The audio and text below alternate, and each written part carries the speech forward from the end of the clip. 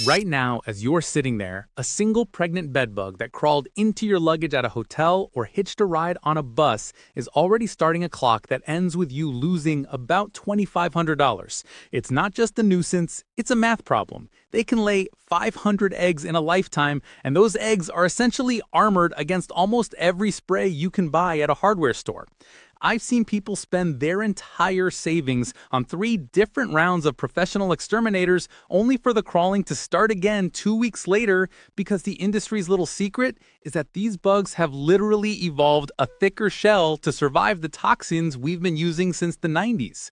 It's frustrating, honestly, it's infuriating to see families throwing away perfectly good mattresses because they feel like they're losing a war against a bug the size of an apple seed. Hi. I'm Paul Chang, and if you're tired of being a walking ATM for industries that rely on your problems never actually going away, you need to hit subscribe right now, because we're done playing by their rules. I'm going to show you how a liquid that costs less than $1 a gallon does what a $2,000 heat treatment can't. You have to understand that the pest control industry is essentially a subscription model disguised as a service. Think about it. If they actually wiped out the problem in one visit, they'd go out of business, so they rely on these synthetic pyrethroids that the bugs have basically learned to eat for breakfast. I was looking at some recent data, and it's staggering. We're talking about a $26 billion industry that is currently watching super bed bugs develop genetic mutations that thicken their exterior cuticle. It's like they're growing their own tactical body armor. When an exterminator walks into your house with a tank, they know, or they should know, that the chemical they're spraying has a failure rate in some cities of over 80%. But they'll still charge you for the premium package, and then they'll tell you that you need a follow-up and another one, and suddenly you're $3,000 in the hole. Then they'll pivot. They'll try to sell you on the heat treatment, which is basically just turning your house into a giant oven.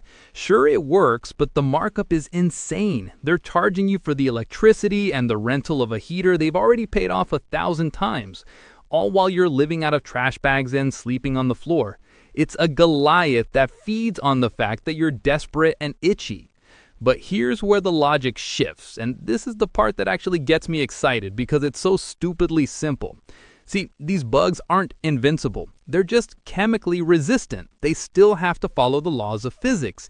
If you can't poison them, you have to break them.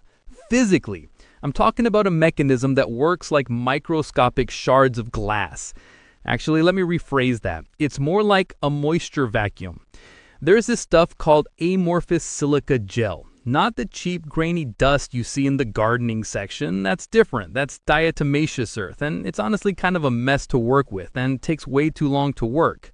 I'm talking about a lab-engineered silica that carries a static charge. When you turn this into a liquid suspension, which sounds fancy, but it's literally just mixing it with tap water, you're creating a delivery system for a physical trap. When the water dries, it leaves behind this invisible, lethal field. When a bug walks across it, the static charge pulls the powder onto their shell, and it starts aggressively sucking the lipids, the fats, out of their exoskeleton. They don't get a chance to build a resistance to this because it's not a toxin. It's basically like being dropped in a desert and having your skin turned into a sponge. It's brutal, it's fast, and because it's a physical kill, it works every single time. But the reason you haven't heard about this from the guy in the branded van is because you can buy enough of this powder to treat an entire apartment complex for the price of a decent steak dinner. They want you to think it takes a chemist in a hazmat suit, but the reality is it's just physics. You're turning your baseboards into a microscopic minefield. But wait, before you go out and just start dumping powder everywhere, there is a very specific way you have to mix this and an even more specific way you have to apply it, or you're just going to end up with a clogged bottle and a house covered in white streaks that don't do anything. There's a friction point here that almost everyone misses, and if you mess up this next part, you might as well just hand your wallet back to the exterminator. So here is where the rubber meets the road, and honestly, this is where most people give up because they try to do it the logical way and it fails. You can't just throw this powder into a bucket and splash it around. If you've ever tried to mix cornstarch into cold water, you know that weird, stubborn resistance it gives? Well, engineered silica is 10 times worse. It's light, it's airy, and it wants to float on top of the water like a ghost. You have to create a slurry. I usually take a quart of water and about 2 ounces of the amorphous silica. I use Chemexa because the particle size is specifically designed for this, and you have to shake it like your life depends on it. Now, here's the reality anchor. When you're doing this, you're going to notice the bottle gets slightly cool and the liquid inside feels different. It's got this weight to it. But here is the problem, and this is the trust gap I was talking about. If you use a cheap spray bottle from the dollar store or an old Windex bottle, you are going to be swearing at me within 5 minutes. This stuff is a suspension, not a solution. It doesn't dissolve. Those tiny little silica sponges will jam a standard trigger spray head almost instantly. It's like trying to fire wet sand through a needle. I learned the hard way that you absolutely need a pressurized continuous mist sprayer or a high-end chemical pump. If you don't have a nozzle that can handle the grit, you're just going to have a clogged plastic toy and a floor covered in puddles. When you actually start spraying, you're going after the vampire paths. You're hitting the joints of the bed frame, listen for the liquid clicking into the wood crevices, and you're tracing the baseboards. It smells like absolutely nothing, which is the eerie part.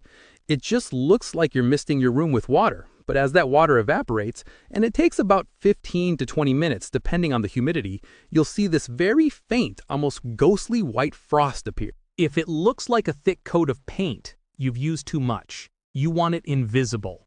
The friction here is that you have to keep shaking that bottle every 30 seconds.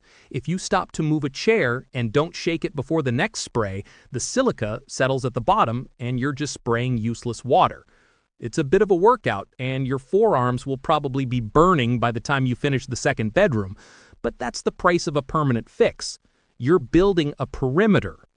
But there's one more thing. Something about why this isn't the gold standard in every hardware store in America, and it has everything to do with a very specific date and a shift in how these companies actually make their money. It's strange, right? You'd think a permanent $1 fix would be on the front shelf of every Home Depot in the country. But if you go looking for it, you'll find shelves dominated by those foggers and bug bombs that have basically been useless since the early 2000s. There was a shift around 2010 when the patent landscape for these industrial desiccants started to stabilize, and suddenly the marketing budgets for the big chemical conglomerates tripled. They realized that if they sold you a physical killer like amorphous silica, they were selling you a one-and-done solution. This stuff stays lethal for 10 years if you don't wash it off the baseboards. 10 years. Compare that to a pyrethroid spray that breaks down in sunlight in about 14 days. The math doesn't work for them. They'd rather sell you a pressurized can of neurotoxin that smells like a chemical factory, makes you feel like you're doing something because of that sharp, acrid scent, but ultimately just scatters the bugs deeper into your walls. They call it flushing, but it's really just job security. I remember talking to an old-school tech who told me they used to use silica-heavy dusts in the 70s, but as the industry professionalized, they moved toward these complex, proprietary liquids because you can't charge a premium for something the homeowner can mix in a kitchen sink. It's suppressed by obscurity. They don't have to ban it. They just have to make sure it's never the first thing you see when you're panic searching at 3 a.m. because you found a bite on your arm. But now you know. You've got the data, you've got the science of the glass sponge effect, and you know why that shaking of the bottle is the only real work you have to do to save $2,000. There's a certain power in knowing that while the rest of the world is losing their minds and their savings over a tiny insect, you've turned your entire bedroom into a dormant, invisible trap that's just waiting. It's a quiet win. It's the kind of loophole that makes you realize how much of our lives are managed by people who profit from the chaos. Don't let them take your peace of mind or your paycheck. Just mix the slurry, get the right sprayer so you don't lose your mind with clogs, and take your house back. You're not a victim of a plague. You're just someone who finally figured out how the game is rigged. Stay smart. Stay dangerous to the status quo. I'll see you in the next one.